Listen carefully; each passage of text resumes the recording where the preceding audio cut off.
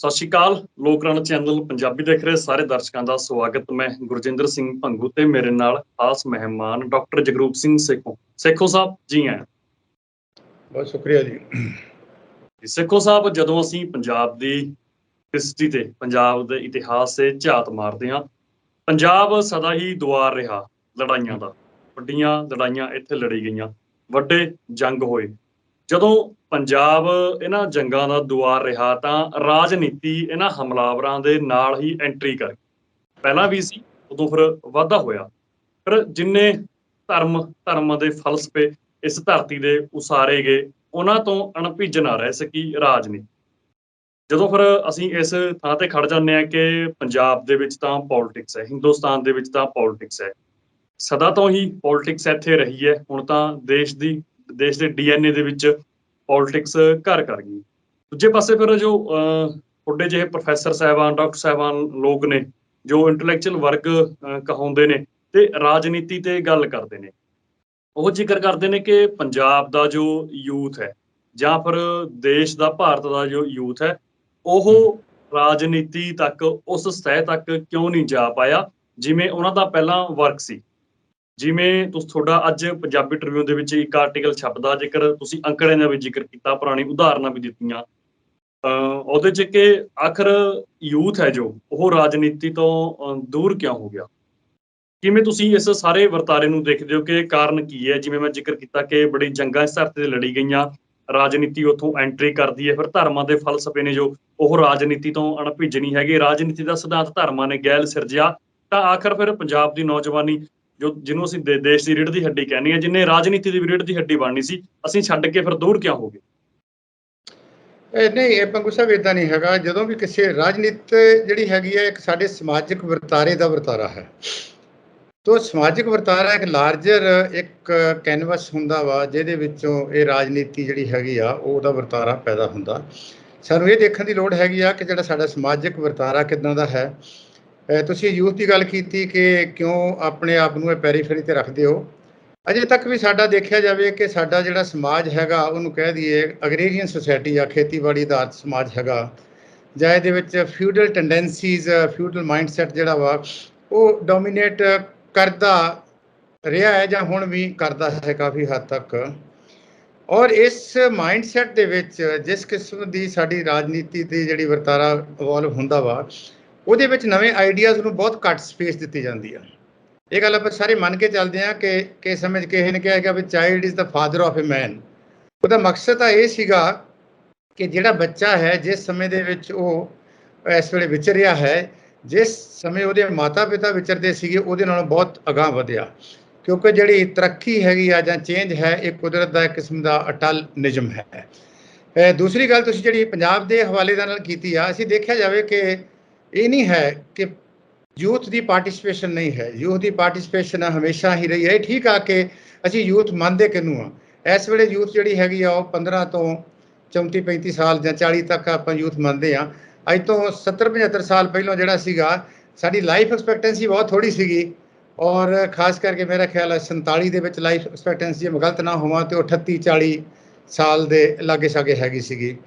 ਅਤੇ ਉਹਦੇ ਵਿੱਚ ਇੱਕ ਜਿਹੜੀ ਹੈਗੀ ਸੀ ਪੜ੍ਹੇ ਲਿਖਿਆ ਵਰਗ ਦਾ ਹੋਣਾ ਜਾਂ ਮੌਕੇ ਨਾ ਹੋਣੇ, ਕਿਉਂਕਿ ਜਿਸ ਕਿਸਮ ਦਾ ਸਟਰਕਚਰ ਸੀਗਾ।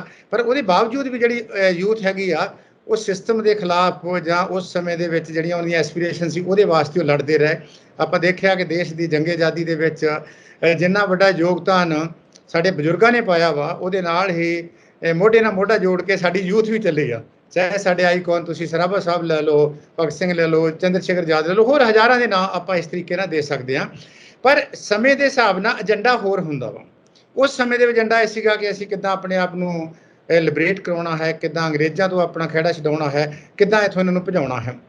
ਆਜ਼ਾਦ ਭਾਰਤ ਦੇ ਵਿੱਚ ਜਿਹੜਾ ਸੀਗਾ ਕਿ ਜਦੋਂ ਇੱਕ ਸੰਵਿਧਾਨ ਬਣ ਗਿਆ, ਸੰਵਿਧਾਨ ਦੇ ਵਿੱਚ ਖਾਸ ਕਰਕੇ ਜਿਹੜੀ ਰਾਜਨੀਤਿਕ ਆਜ਼ਾਦੀ ਮਿਲੀ ਆ, ਭਾਵੇਂ ਸਾਨੂੰ ਸਮਾਜਿਕ ਆਜ਼ਾਦੀ ਨਹੀਂ ਮਿਲੀ ਜਾਂ ਆਰਥਿਕ ਆਜ਼ਾਦੀ ਨਹੀਂ ਮਿਲੀ, ਜਾਂ ਅਸੀਂ ਵੀ ਅਜੇ ਉਸੇ ਜਿਹੜਾ ਤੁਸੀਂ ਧਰਮ ਦੀ ਗੱਲ ਕੀਤੀ, ਉਹਨਾਂ ਵੰਡੀਆਂ ਦੇ ਵਿੱਚ ਆ, ਜਾਤ ਪਾਤ ਦੀਆਂ ਵੰਡੀਆਂ ਦੇ ਵਿੱਚ ਆ, ਬੋਲੀਆਂ ਦੀਆਂ ਵੰਡੀਆਂ ਵਿੱਚ ਆ, ਪਰ ਇੱਕ ਸਿੰਗਲ ਸਟ੍ਰੋਕ ਦੇ ਵਿੱਚ ਸਾਨੂੰ ਸੰਵਿਧਾਨ ਨੇ ਜਿਹੜੀ ਹੈਗੀ ਸੀ ਉਹ ਰਾਜਨੀਤਿਕ ਆਜ਼ਾਦੀ ਦੇ ਦਿੱਤੀ।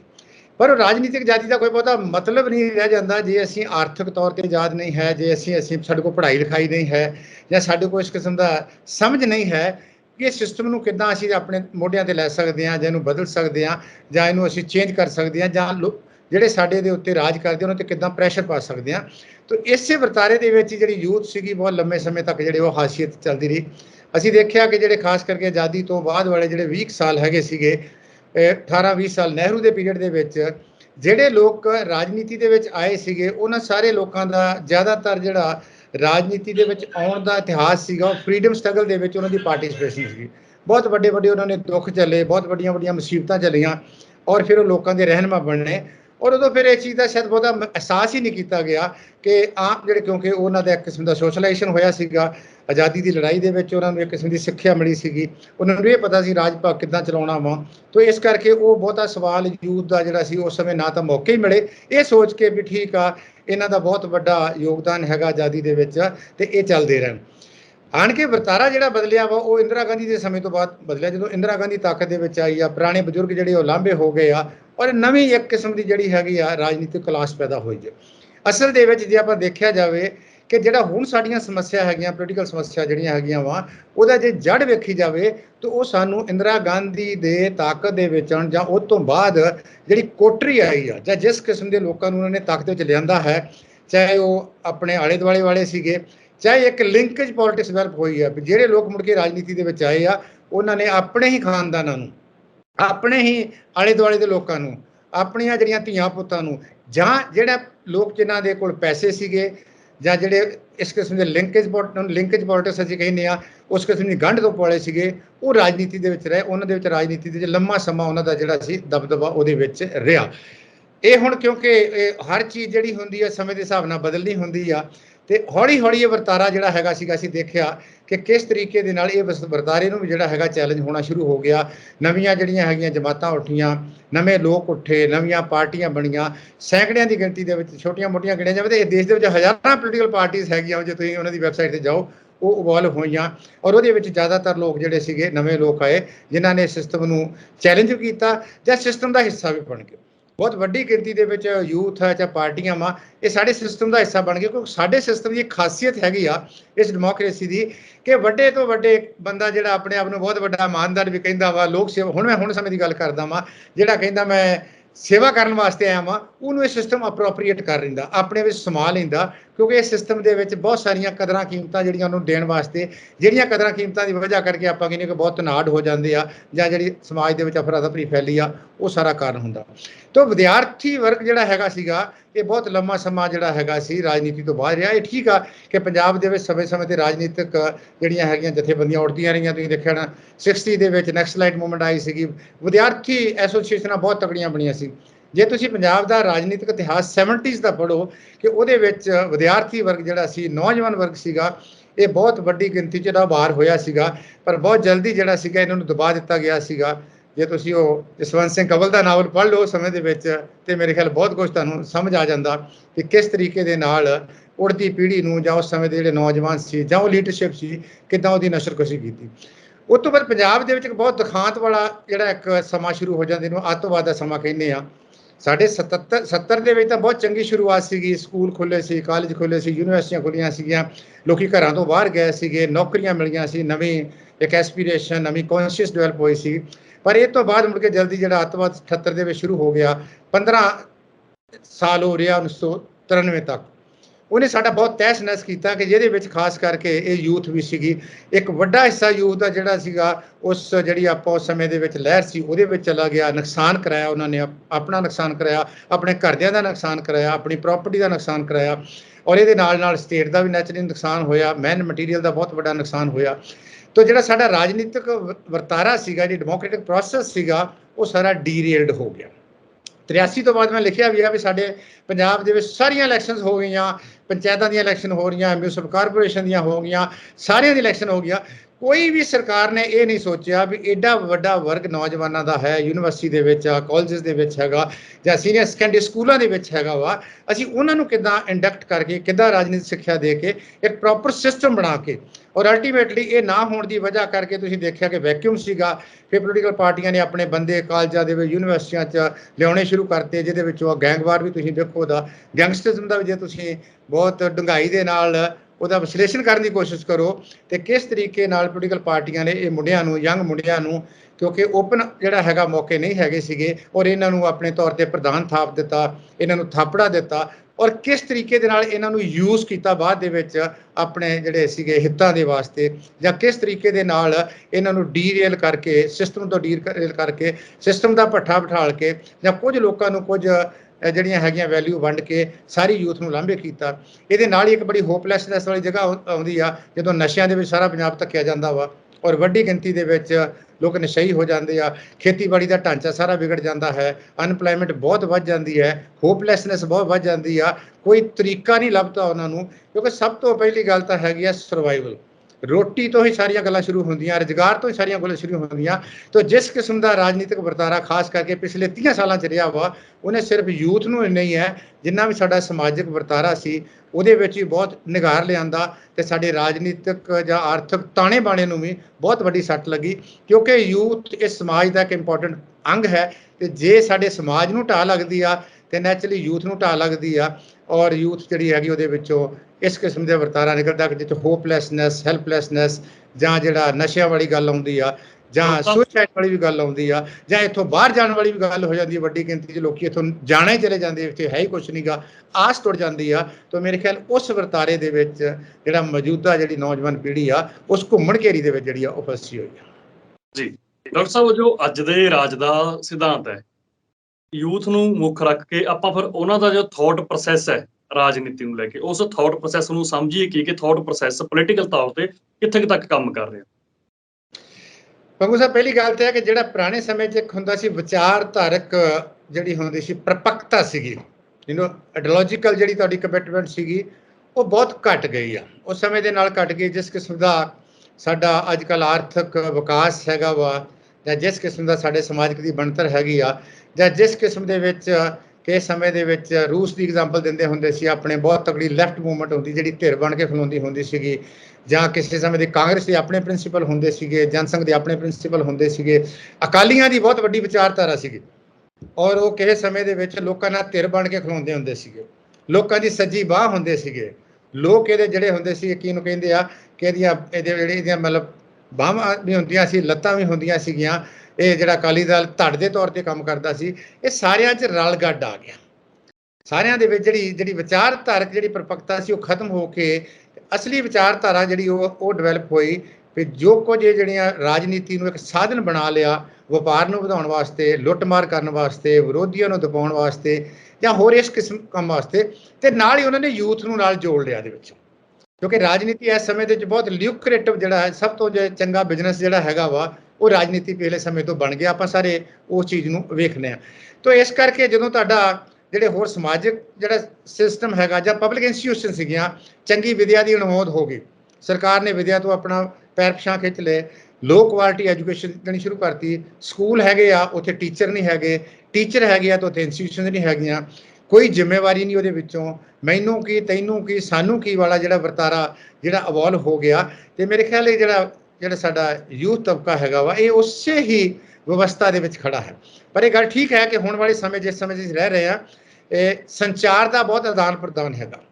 ਸਾਨੂੰ ਪਤਾ ਲੱਗ ਰਿਹਾ ਕਿ ਦੁਨੀਆ ਦੇ ਕਿਹੜੇ ਹਿੱਸੇ 'ਚ ਕੀ ਹੋ ਰਿਹਾ ਵਾ, ਇਹ ਕਿਵੇਂ ਹੋ ਰਿਹਾ ਵਾ, ਔਰ ਉਹਦਾ ਜਿਹੜਾ ਅਸਰ ਸਿੱਧੇ ਤੌਰ ਤੇ ਜਿਹੜਾ ਵਾ ਉਹ ਯੂਥ ਦੇ ਉੱਤੇ ਪੈਂਦਾ ਹੁੰਦਾ। ਅਸਲ ਦੇ ਵਿੱਚ ਕੀ ਆ ਕਿ ਇਹਦੇ ਨਾਲ ਉਹਦੀਆਂ ਆਸ਼ਾਵਾਂ ਬਹੁਤ ਵੱਧ ਜਾਂਦੀਆਂ, ਕੈਪੈਸਿਟੀ ਨਹੀਂ ਵੱਧਦੀ। ਕੈਪੈਸਿਟੀ ਬਿਲਡਿੰਗ ਵਾਸਤੇ ਸਿਸਟਮ ਨੂੰ, ਪੋਲੀਟੀਕਲ ਸਿਸਟਮ ਮੋਟੇ ਤੌਰ ਤੇ ਜ਼ਿੰਮੇਵਾਰ ਹੈਗਾ, ਉਹਦੀ ਜ਼ਿੰਮੇਵਾਰੀ ਬਣਦੀ ਆ। ਖਾਸ ਕਰਕੇ ਸਾਡੇ ਵਰਗੇ ਦੇਸ਼ ਦੇ ਵਿੱਚ, ਜਦੋਂ ਕਿ ਸੰਸਥਾਵਾਂ ਨੂੰ ਬਣਾਉਣ ਵਾਲੇ, ਕਾਨੂੰਨ ਨੂੰ ਬਣਾਉਣ ਵਾਲੇ ਲੋਕਾਂ ਦੇ ਜਿਹੜੇ ਬਣਾਉਣ ਦਾਤਾ ਹੈਗੇ ਆ, ਉਹ ਲੋਕ ਹੈਗੇ ਆ, ਇਹ ਉਹਨਾਂ ਦਾ ਫਰਜ਼ ਬਣਦਾ। ਪਰ ਇਹ ਵੀ ਅਸੀਂ ਦੇਖਿਆ ਕਿ ਪਹਿਲੇ ਸਮੇਂ ਦੇ ਵਿੱਚ ਇਹ ਵਰਤਾਰਾ ਬਿਲਕੁਲ ਜਿਹੜਾ ਸੀ ਗਵਾਚ ਚੁੱਕਾ ਸੀਗਾ। ਇਹ ਤੋਂ ਬਹੁਤ ਅਵੇਸਲਾਪਣ ਹੋਇਆ, ਔਰ ਜਿਹੜੀ ਸਭ ਤੋਂ ਵੱਡੀ ਮਾਰ ਜਿਹੜੀ ਹੈਗੀ ਉਹ ਸਾਡੀ ਜਿਹੜੀ ਯੂਥ ਆ ਉਹਨੂੰ ਜਿਹੜੀ ਆ ਉਹ ਝੱਲਣੀ ਪਈ, ਔਰ ਚੱਲ ਰਹੇ ਆ।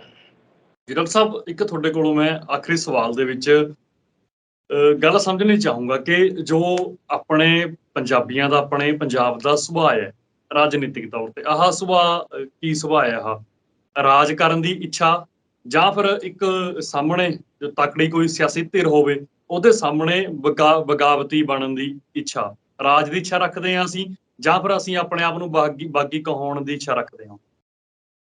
ਮੈਨੂੰ ਲੱਗਦਾ ਹੈ ਕਿ ਸਾਡੇ ਰਾਜਨੀਤੀ ਦੇ ਵਿੱਚ ਫੈਕਸ਼ਨਲ ਪੋਲਿਟਿਕਸ ਬਹੁਤ ਆ, ਜਿਹੜੀ ਸਾਡੀ ਸਭ ਤੋਂ ਵੱਡੀ ਧੜੇਬੰਦੀ ਦੇ ਅਸੀਂ ਬਹੁਤ ਸ਼ਿਕਾਰ ਹੈਗੇ ਹਾਂ। ਔਰ ਇਹ ਧੜੇਬੰਦੀ ਜਿਹੜੀ ਹੁੰਦੀ ਆ, ਇੱਕ ਜਿਹੜਾ ਅਗਰੇਰੀਅਨ ਸਿਸਟਮ ਹੁੰਦਾ, ਖੇਤੀਬਾੜੀ ਵਾਲਾ ਸਿਸਟਮ ਆ, ਕਿਉਂਕਿ ਉਹ ਰਿਜਿਡ ਬਹੁਤ ਹੁੰਦਾ ਵਾ, ਇਹ ਉਹਦੀ ਜਿਹੜੀ ਆ ਇਹ ਪੈਦਾਇਸ਼ ਹੈਗੀ ਆ।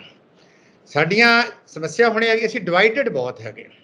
ਇਹ ਠੀਕ ਹੈ ਕਿ ਪਹਿਲੇ ਸਮੇਂ ਦੇ ਵਿੱਚ ਕਿਸਾਨੀ ਨੇ ਜੋੜਿਆ, ਇੱਕ ਬਹੁਤ ਵੱਡਾ ਮਿਲਿਆ, ਨਹੀਂ ਤਾਂ ਆਪਾਂ ਪਿੰਡਾਂ 'ਚ ਦੇਖ ਲਈਏ ਜਾ ਕੇ ਕਿ ਜਿਹੜੇ ਕਿਸਾਨ, ਵੱਡੀ ਗਿਣਤੀ ਕਿਸਾਨਾਂ ਦੀ ਹੈਗੀ ਆ, ਉਹ ਆਪਸ ਵਿੱਚ ਡਿਵਾਈਡਡ ਹੈਗੇ ਆ, ਉਹਨਾਂ 'ਚ ਕੋਈ ਬਹੁਤ ਜ਼ਿਆਦਾ ਯੂਨਿਟੀ ਨਹੀਂ ਹੈਗੀ, ਬਹੁਤ ਜ਼ਿਆਦਾ ਸਾਡੇ 'ਚ ਡਾਇਲੋਗ ਨਹੀਂ ਹੁੰਦਾ, ਬਹੁਤ ਜ਼ਿਆਦਾ ਅਸੀਂ ਲਿਖਾ ਪੜ੍ਹੀ 'ਚ ਵਿਸ਼ਵਾਸ ਨਹੀਂ ਰੱਖਦੇ। ਜਿਹੜੀਆਂ ਸਾਡੀਆਂ ਸੰਸਥਾਵਾਂ ਜਿਨ੍ਹਾਂ ਨੇ ਸਾਨੂੰ ਐਜੂਕੇਟ ਕਰਨਾ ਹੁੰਦਾ, ਇਕੱਠਿਆਂ ਕਰਨਾ ਹੁੰਦਾ, ਕਿਉਂਕਿ ਡੈਮੋਕ੍ਰੈਟਿਕ ਪ੍ਰੋਸੈਸ ਦੇ ਵਿੱਚ ਯੂਨਿਟੀ ਜਿਹੜੀ ਹੈ ਸਭ ਤੋਂ ਵੱਡੀ ਸਟਰੈਂਥ ਹੈਗੀ ਆ। ਔਰ ਉਹ ਸਟਰੈਂਥ ਸਾਡੇ ਕੋਲ ਅਸੀਂ ਜਿਹੜੀ ਹੈ ਸਭ ਕੁਝ ਹੋਣ ਦੇ ਬਾਵਜੂਦ ਵੀ ਅਸੀਂ ਉਹ ਗੇਨ, ਉਹਦਾ ਫਾਇਦਾ ਨਹੀਂ ਉਠਾ ਰਹੇ, ਕਿਉਂਕਿ ਅਸੀਂ ਵੰਡੇ ਹੋਏ ਆ। ਇਹ ਗੱਲ ਠੀਕ ਆ ਕਿ ਹੁਣ ਸਮਾਂ ਬਦਲ ਰਿਹਾ ਹੈ, ਅਸੀਂ ਉਹ ਨਹੀਂ ਲੈ ਸਕਦੇ ਪੁਰਾਣੀ ਧਾਰਨਾ, ਇਹ ਨਹੀਂ ਹੈਗਾ ਕਿ ਜੋ ਪਹਿਲਾਂ ਹੋਇਆ ਸੀ ਉੱਦਾਂ ਹੀ ਹੋਊਗਾ, ਕੁਛ ਨਾ ਕੁਛ ਉਹਦੇ ਵਿੱਚੋਂ ਹੁੰਦਾ। ਜੇ ਅਸੀਂ ਸਬਕ ਨਾ ਸਿੱਖੀਏ ਤਾਂ ਅਸੀਂ ਚਾਹੁੰਦੇ ਹਾਂ ਕਿ ਪੰਜਾਬ, ਕਿਉਂਕਿ ਪੰਜਾਬ ਜਿਹੜੀ ਤੁਸੀਂ ਸ਼ੁਰੂ 'ਚ ਗੱਲ ਕੀਤੀ ਸੀ, ਇਹ ਵਿਲੱਖਣਤਾ ਹੈ, ਭਾਵੇਂ ਕਿ ਇਸ ਦੇਸ਼ ਦੇ ਹਰ ਸੂਬੇ ਦੀ ਆਪਣੀ ਆਪਣੀ ਵਿਲੱਖਣਤਾ ਹੈ, ਪਰ ਪੰਜਾਬ ਦੀ ਵੱਖਰੀ ਵਿਲੱਖਣਤਾ ਹੈ। ਪੰਜਾਬ ਦੀ ਇੱਕ ਆਪਣੀ ਹਿਸਟਰੀ ਆ, ਪੰਜਾਬ ਦਾ ਆਪਣਾ ਸੱਭਿਆਚਾਰ ਹੈ, ਪੰਜਾਬ ਦਾ ਆਪਣਾ ਇੱਕ ਵਰਤਾਰਾ ਹੈ, ਪੰਜਾਬ ਦਾ ਆਪਣਾ ਇੱਕ ਪਾਸਟ ਹੈ, ਹਿਸਟਰੀ ਆ। ਰਾਜਾਂ ਦੇ ਖਿਲਾਫ ਲੜਨ ਲਈ, ਜਾਂ ਕਿਸੇ ਸਮੇਂ ਜਿਹਨੂੰ ਕਹਿੰਦੇ ਦਿੱਲੀ ਦਰਬਾਰ ਸੀਗਾ, ਚਾਹੇ ਉਹ ਮੁਗਲਾਂ ਦੇ ਸਮੇਂ ਸੀ, ਚਾਹੇ ਅੰਗਰੇਜ਼ਾਂ ਦੇ ਸਮੇਂ ਸੀਗਾ, ਚਾਹੇ ਉਹ ਆਜ਼ਾਦ ਭਾਰਤ ਦੇ ਜਿਹੜੇ ਸਮੇਂ ਦੇ ਵਿੱਚ ਇੰਦਰਾ ਗਾਂਧੀ ਦਾ ਰਜੀਮ ਸੀਗਾ, ਜਾਂ ਹੁਣ ਵਾਲਾ ਰਜੀਮ ਹੈਗਾ ਵਾ, ਉਸ ਤਰੀਕੇ ਦੇ ਨਾਲ ਹੈ। ਇਹ ਨਹੀਂ ਕਿ ਅਸੀਂ ਚਾਹੁੰਦੇ ਨਹੀਂ ਕਿ ਅਸੀਂ ਪਾਵਰ ਦੇ ਵਿੱਚ ਆਈਏ, ਚਾਹੁੰਦੇ ਹੈਗੇ, ਪਰ ਸਾਡੀ ਸਮੱਸਿਆ ਇਹ ਹੈਗੀ ਆ ਕਿ ਸਾਡਾ ਉਹ ਜਿਹੜਾ ਖਾਸ ਕਰਕੇ ਜਿਹੜੀ ਯੂਨਿਟੀ ਵਾਲਾ ਪਾਸਾ ਹੈਗਾ ਵਾ, ਉਹ ਬਹੁਤ ਜਿਹੜਾ ਹੈਗਾ ਉਹ ਸਮੱਸਿਆ ਉਹਦੇ ਵਿੱਚ। ਦੂਸਰਾ ਇਹ ਹੈਗਾ ਕਿ ਕਿਸੇ ਸਮੇਂ ਦੇ ਵਿੱਚ ਪੰਜਾਬ ਦੀਆਂ ਇਹੋ ਜਿਹੀਆਂ ਕੋਈ ਧਰਾਵਾਂ ਹੁੰਦੀਆਂ ਸੀ ਜਿਹੜੀਆਂ ਪੰਜਾਬ ਦੇ ਲੋਕਾਂ ਦੇ ਨਾਲ ਖੜਦੀਆਂ ਸੀਗੀਆਂ, ਉਹ ਸਾਰੀਆਂ ਰਾਜਨੀਤਿਕ ਧਿਰਾਂ ਜਿਹੜੀਆਂ ਹੈਗੀਆਂ ਸਨ, ਉਹਨਾਂ ਨੇ ਵਿਸ਼ਵਾਸਘਾਤ ਕੀਤਾ। ਅਕਾਲੀਆਂ ਨੇ ਪਹਿਲਾਂ ਕੀਤਾ, ਲੈਫਟ ਵਾਲੇ ਵੈਸੇ ਬਹੁਤ ਕਮਜ਼ੋਰ ਹੋ ਗਏ, ਅਕਾਲੀਆਂ ਨੇ ਬਹੁਤ ਕੀਤਾ। ਪੰਜਾਬ ਦੇ ਵਿੱਚ ਤੀਸਰਾ ਹਿੱਸਾ ਦੇਖੋ ਤੁਸੀਂ, ਦਲਿਤ ਭਾਈਚਾਰਾ ਹੈਗਾ ਵਾ, ਔਰ ਦਲਿਤ ਭਾਈਚਾਰਾ ਵੀ 40 ਉਹਦੀਆਂ 43-40 ਸਬ ਕਾਸਟ ਹੋ, ਜਿਹੜੀਆਂ ਵਰਟੀਕਲ ਹੌਰੀਜ਼ੌਨਟਲ ਡਿਵਾਈਡਡ ਹੈ। ਖਾਸ ਕਰਕੇ ਬਹੁਜਨ ਸਮਾਜ ਪਾਰਟੀ ਦਾ ਜਨਮ ਇੱਥੇ ਹੋਇਆ, ਐਕਸਪੈਰੀਮੈਂਟ ਇੱਥੇ ਹੋਇਆ, ਪਰ ਯੂਪੀ ਦੇ ਵਿੱਚ ਜਾ ਕੇ ਜਿਹੜਾ ਜਿੱਥੇ 22% ਉਹਦੀ ਆਬਾਦੀ ਆ, 25%, ਉੱਥੇ ਜਾ ਕੇ ਉਹ ਕਾਮਯਾਬ ਹੋਏ।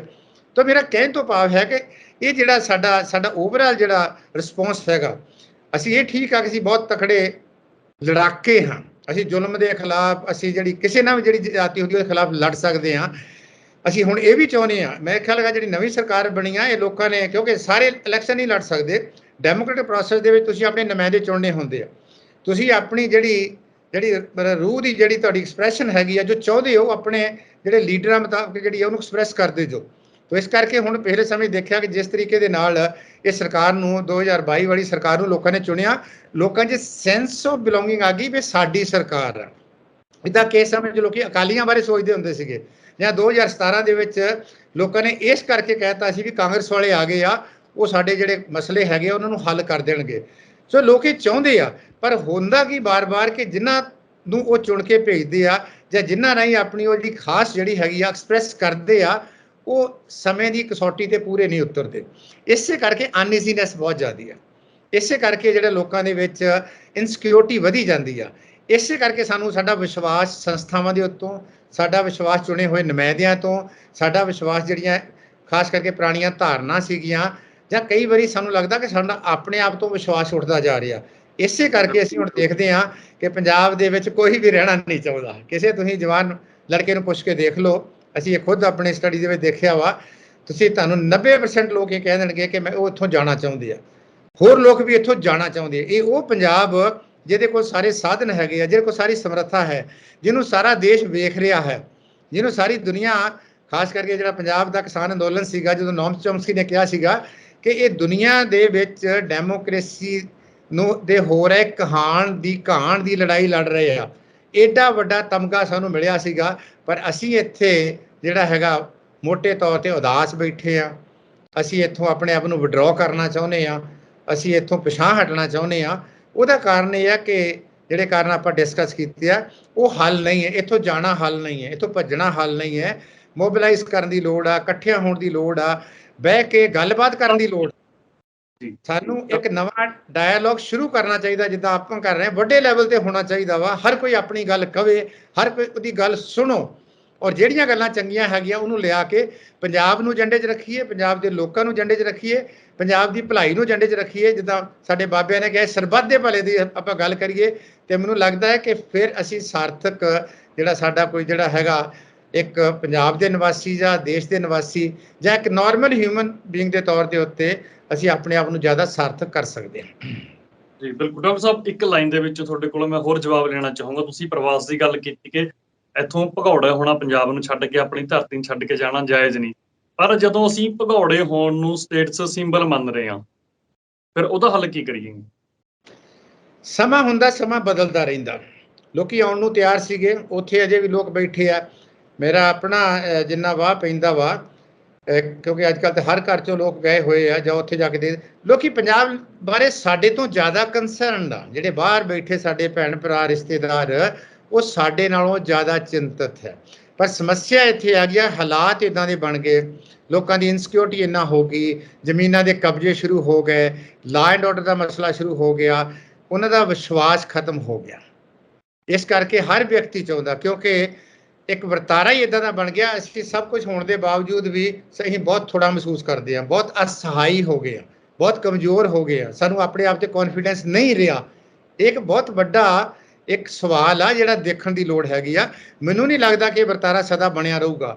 ਅੱਜ ਪੰਜਾਬ ਦੇ ਹਾਲਾਤ ਠੀਕ ਹੋ ਜਾਣ, ਨਾਰਮਲ ਹੋ ਜਾਣ, ਜਾਂ ਪੰਜਾਬ ਦੇ ਵਿੱਚ law and order the situation ਠੀਕ ਹੋ ਜਾਵੇ, ਜਾਂ ਪੰਜਾਬ ਦੇ ਵਿੱਚ ਜਸਟਿਸ ਵਾਲੀ ਗੱਲ ਆ ਜਾਵੇ, ਜਾਂ ਜਿਹੜੀ ਆ ਵੱਡੀ ਖੋਰੀ ਵਾਲਾ ਕੰਮ ਹੈਗਾ, ਜਿਹੜਾ ਕਰਪਸ਼ਨ ਹੈਗੀ ਆ, ਚਾਹੇ ਪੋਲੀਟੀਸ਼ੀਅਨ ਦੀ ਹੈ, ਚਾਹੇ ਤੁਹਾਡੇ ਜਿਹੜੇ ਬਿਊਰੋਕਰੇਟਸ ਹੈਗੇ ਆ, ਜਾਂ ਸਮਾਜ ਦੇ ਹੋਰ ਪਾਸੇ ਵੱਲ ਉਹ ਹੈਗੀ ਆ, ਜਾਂ ਡਿਲੀ ਡਿਲੇਇੰਗ ਜਿਹੜੀ ਹੈਗੀ ਆ, ਜਾਂ ਜਿਹੜੀ ਨੀਤ ਮਾੜੀ ਵਾਲਾ ਕੰਮ ਜਿਹਨੂੰ ਆਪਾਂ ਕਹਿੰਦੇ ਆ, ਉਹ ਸਾਰਾ ਹੌਲੀ ਹੌਲੀ ਉੱਤੇ ਕੰਟਰੋਲ ਹੋਵੇ। ਕੰਟਰੋਲ ਪੰਗੂ ਸਾਹਿਬ ਦੋ ਤਰੀਕਿਆਂ ਨਾਲ ਹੁੰਦਾ। ਸਾਰਾ ਕੁਝ ਅਸੀਂ ਸਰਕਾਰ ਤੋਂ ਆਸ ਰੱਖਾਂਗੇ ਤਾਂ ਨਹੀਂ ਹੋਣਾ। ਦੋ ਤਰੀਕਿਆਂ ਨਾਲ ਕੰਮ ਹੁੰਦਾ। ਲੋਕੀ ਵੀ ਪ੍ਰੈਸ਼ਰ ਪਾਉਣ, ਜਿੱਦਾਂ ਹੁਣ ਲੋਕੀ ਕਰੀ ਜਾਂਦੇ ਆ, ਸਰਕਾਰ ਉਹਨਾਂ ਨੂੰ ਇੱਕ ਸਾਧਨ ਮੁਹੱਈਆ ਕਰੇ, ਲੋਕੀ ਆਪ ਖੜੇ ਹੋਣ, ਜਿਹੜੇ ਕਾਮਨ ਮੁੱਦੇ ਹੈਗੇ ਆ, ਸਾਂਝੇ ਮੁੱਦੇ ਹੈਗੇ, ਜਿੱਦਾਂ ਆਪਾਂ ਬੇਰੁਜ਼ਗਾਰੀ ਦੀ ਗੱਲ ਕੀਤੀ, ਉਹ 'ਤੇ ਭਾਰ ਪਾਇਆ ਜਾਵੇ। ਸਰਕਾਰਾਂ ਦੀ ਇਹ ਜ਼ਿੰਮੇਵਾਰੀ ਹੈ। ਅਸੀਂ 5 ਸਾਲ ਉਹਨਾਂ ਨੂੰ ਉੱਥੇ ਗੱਡੀਆਂ ਦੇ ਝੂਟੇ ਲੈਣ ਲਈ ਨਹੀਂ ਭੇਜਿਆ, ਜਾਂ ਚੰਡੀਗੜ੍ਹ ਦੇ ਵਿੱਚ ਕੋਠੀਆਂ 'ਚ ਰਹਿਣ ਲਈ ਨਹੀਂ ਭੇਜਿਆ। ਅਸੀਂ ਉਹਨਾਂ ਕੋਲ ਲਗਾਤਾਰ ਮੰਗਦੇ ਰਹੀਏ, ਹਰ ਚੌਥੇ ਦਿਨ ਉਹਨਾਂ ਕੋਲ ਹਿਸਾਬ ਲਿਆ ਜਾਵੇ, MLA ਕੋਲ ਹਿਸਾਬ ਲਿਆ ਜਾਵੇ। ਕੱਲ੍ਹ ਨੂੰ ਸਰਪੰਚ ਬਣ, ਗ੍ਰਾਮ ਸਭਾ ਇਹਨਾਂ ਨੇ ਸ਼ੁਰੂ ਕਰਤੀ, ਬਹੁਤ ਵਧੀਆ, ਉੱਥੇ ਹਿਸਾਬ ਲਿਆ ਜਾਵੇ। ਬਹੁਤ ਵੱਡੇ ਰਕਮ ਜਿਹੜੀ ਹੈਗੀ ਆ ਉਹ ਪਿੰਡਾਂ ਦੀਆਂ ਪੰਚਾਇਤਾਂ ਖਾਣ ਡੀਆਂ, ਬਹੁਤ ਵੱਡੇ ਲੈਵਲ 'ਤੇ ਕਰਪਸ਼ਨ ਹੈ। ਇਸੇ ਤਰੀਕੇ ਨਾਲ ਹੋਰ ਪਾਸੇ ਵੱਲ ਹੈਗੀ ਆ, ਗੜ ਬਣੇ ਪਏ ਆ ਪਿੰਡਾਂ ਦੀਆਂ ਪੰਚਾਇਤਾਂ ਜਿਹੜੀਆਂ ਹੈਗੀਆਂ ਉਹ ਕਰਪਸ਼ਨ ਦੇ ਵਿੱਚ ਹੈ। ਉਹਨਾਂ ਨੂੰ ਪੁੱਛੀਏ, ਕਿਉਂਕਿ ਇੱਥੇ ਗ੍ਰਾਮ ਸਭਾ ਨਾਂ ਦਾ ਕੋਈ ਕੰਮ ਹੀ ਹੈ ਨਹੀਂ ਸੀਗਾ। ਸਾਲ 'ਚ 2 ਗ੍ਰਾਮ ਸਭਾ ਹੋਣ, ਪੈਸੇ ਦਾ ਹਿਸਾਬ ਹੋਵੇ, ਇੱਥੋਂ ਜ਼ਿੰਮੇਵਾਰੀ ਤੈਅ ਕਰੀਏ। ਅਸੀਂ ਥੋੜ੍ਹੇ ਹੋਰ ਰਿਸਪੌਂਸੀਬਲ ਹੋਈਏ, ਤਾਂ ਕਿ ਅਸੀਂ ਸਿਸਟਮ ਨੂੰ ਜੇ ਠੀਕ ਕਰਨਾ ਤੇ ਸਾਨੂੰ ਬਹੁਤ ਵੱਡਾ ਹੰਬਲਾ ਮਾਰਨਾ ਪਊਗਾ। ਬਿਲਕੁਲ, ਗੱਲਬਾਤ ਕਰਕੇ ਵੀ, ਲਿਖ ਕੇ ਵੀ, ਐਕਟਿਵ ਵੀ ਹੋ ਕੇ ਪਿੰਡਾਂ ਦੀਆਂ ਜਾਂ ਮਹੱਲਿਆਂ ਦੀਆਂ, ਗਲੀਆਂ ਦੀਆਂ ਸਮੱਸਿਆ ਦੇ ਵਿੱਚ ਆਪਣੇ ਆਪ ਨੂੰ ਜਿਹੜਾ ਇਨਵੋਲਵ ਕਰਕੇ ਅਸੀਂ ਅੱਗੇ ਵੱਧ ਸਕਦੇ ਹਾਂ। ਕਿਸੇ ਨੇ ਸਾਡੇ ਮਸਲਿਆਂ ਦਾ ਹੱਲ ਨਹੀਂ ਕਰਨਾ। ਸਾਰੀਆਂ ਸਰਕਾਰਾਂ ਇੱਦਾਂ ਦੀਆਂ ਹੁੰਦੀਆਂ। ਭਗਵੰਤ ਮਾਨ ਸਿੰਘ ਦੀ ਸਰਕਾਰ ਕੋਈ ਉੱਤੋਂ ਨਹੀਂ ਆਈ, ਇਹਦੇ ਵਿੱਚੋਂ ਸਾਰੇ ਬੰਦੇ, ਕੋਈ ਕਾਂਗਰਸ 'ਚੋਂ ਆਇਆ, ਕੋਈ BJP 'ਚੋਂ ਆਇਆ, ਕੋਈ ਅਕਾਲੀਆਂ 'ਚੋਂ ਆਇਆ, ਕੋਈ ਕਿਤੋਂ ਆਇਆ ਵਾ, ਉਸੇ ਵਰਤਾਰੇ ਦੇ ਹੈ। ਇਹਦਾ ਲੋਕ ਜੇ ਤਕੜੇ ਹੋਣਗੇ ਜਾਂ ਉੱਤੇ ਜਿਹੜੇ ਬੈਠੇ ਆ ਉਹ ਦਿਆਨਤਦਾਰ ਹੋਣਗੇ, ਤੇ ਮੈਨੂੰ ਲੱਗਦਾ ਕਿ ਪੰਜਾਬ ਨੂੰ ਫਿਰ ਮੋੜਿਆ ਜਾ ਸਕਦਾ ਹੈ, ਤਾਂ ਕਿ ਲੋਕਾਂ ਦਾ ਇੱਥੇ ਦਿਲ ਲੱਗੇ, ਸਾਡੀਆਂ ਸੰਸਥਾਵਾਂ ਨੂੰ ਸੁਧਾਰਿਆ ਜਾਵੇ, ਐਜੂਕੇਸ਼ਨ ਨੂੰ, ਨੌਕਰੀਆਂ ਪੈਦਾ ਕੀਤੀਆਂ ਜਾਣ ਔਰ ਮੈਰਿਟ 'ਤੇ ਨੌਕਰੀਆਂ ਦਿੱਤੀਆਂ ਜਾਣ। ਹਰ ਸਾਲ ਨੌਕਰੀਆਂ ਦਿੱਤੀਆਂ ਜਾਣ, 6 ਮਹੀਨਿਆਂ ਬਾਅਦ ਟੈਸਟ ਹੋਣ ਹਰ ਨੌਕਰੀ ਦਾ। ਸੇਵਾਦਾਰ ਤੋਂ ਲੈ ਕੇ PCS ਤੱਕ ਜਿਹੜੀਆਂ ਨੌਕਰੀਆਂ ਹੈਗੀਆਂ ਵਾ ਉਹ ਹਰ 6 ਮਹੀਨਿਆਂ ਬਾਅਦ ਇਹਦਾ ਇੱਕ ਟੈਸਟ ਹੋਵੇ, ਤਾਂ ਕਿ ਭਾਵੇਂ ਥੋੜ੍ਹੀਆਂ ਨੌਕਰੀਆਂ ਮਿਲਣ, ਲੋਕਾਂ ਦੀ ਆਸ ਬਣੀ ਰਵੇ, ਤਾਂ ਕਿ ਸਿਸਟਮ ਦੇ ਵਿੱਚ ਉਹਨਾਂ ਦਾ ਵਿਸ਼ਵਾਸ ਜਿਹੜਾ ਵਾ ਉਹ ਜੰਮਿਆ ਰਵੇ। ਬਿਲਕੁਲ ਜੀ। ਸੇਖੋਂ ਸਾਹਿਬ, ਤੁਸੀਂ ਬਾਖੂਬੀ ਤਰੀਕੇ ਦੇ ਨਾਲ ਯੂਥ ਨੂੰ, ਪੋਲਿਟਿਕਸ ਨੂੰ ਬਿਆਨ ਕੀਤਾ। ਬਹੁਤ ਬਹੁਤ ਧੰਨਵਾਦ ਤੁਹਾਡਾ, ਸਮਾਂ ਦੇਣ ਦੇ ਲਈ ਧੰਨਵਾਦ। ਬਹੁਤ ਸ਼ੁਕਰੀਆ ਜੀ। ਦੋਸਤੋ, ਸਾਡੇ ਨਾਲ ਜੁੜੇ ਹੋਏ ਸੀ ਪ੍ਰੋਫੈਸਰ ਜਗਰੂਪ ਸਿੰਘ ਸੇਖੋਂ ਸਾਹਿਬ ਤੋਂ ਅਸੀਂ ਜੋ ਕਹਿ ਸਕਦੇ ਹਾਂ ਕਿ ਅਸੀਂ ਆਸ ਕਰਦੇ ਹਾਂ ਕਿ ਰਾਜਨੀਤੀ ਦੀ ਜਿਹੜੀ ਸ਼ਕਤੀ ਹੈ, ਰਾਜਨੀਤੀ ਦੀ ਡੋਰ ਹੈ, ਉਹ ਨਵੇਂ ਹੱਥਾਂ ਦੇ ਵਿੱਚ ਹੋਊਗੀ। ਉਸ ਮਸਲੇ ਤੇ ਗੱਲਬਾਤ ਕੀਤੀ। ਸੇਖੋਂ ਸਾਹਿਬ ਨਾਲ ਅਸੀਂ ਰਾਜਨੀਤੀ ਦੇ ਹੋਰ ਪਹਿਲੂਆਂ ਤੋਂ ਵੀ ਅੱਗੇ ਵੀ ਗੱਲਬਾਤ ਕਰਦੇ ਰਹਾਂਗੇ। ਤੁਹਾਨੂੰ ਸਾਡਾ ਪ੍ਰੋਗਰਾਮ ਕਿਹੋ ਜਿਹਾ ਲੱਗਿਆ, ਤੁਸੀਂ ਹਰ ਵਾਰ ਦੀ ਤਰ੍ਹਾਂ ਸਾਨੂੰ ਆਪਣੇ ਸੁਝਾਅ ਕਮੈਂਟ ਬਾਕਸ ਦੇ ਵਿੱਚ ਜ਼ਰੂਰ ਭੇਜੋ, ਤੇ ਤੁਸੀਂ ਜੁੜੇ ਰਹੋ ਤੁਹਾਡੇ ਆਪਣੇ ਚੈਨਲ ਲੋਕਰਣ ਚੈਨਲ ਪੰਜਾਬ।